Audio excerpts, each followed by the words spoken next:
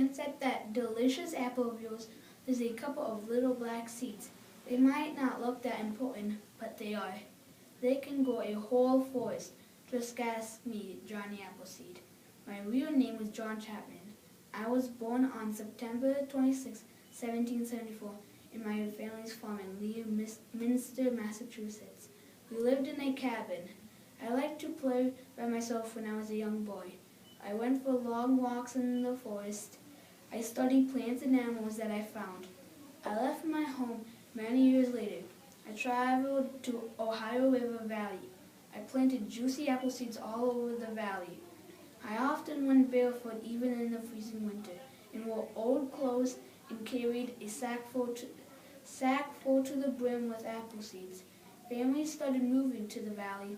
I liked visiting the settlers. I read the Bible to them. It was my favorite book.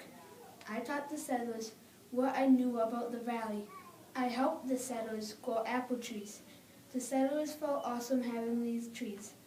Trees were easy to plant and pick. They could eat the fruit all year long.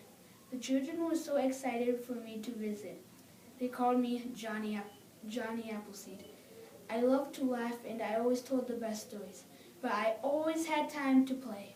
People said that I was a friend to every living animal, whether it was a bear or a wolf or a rattlesnake or a wasp.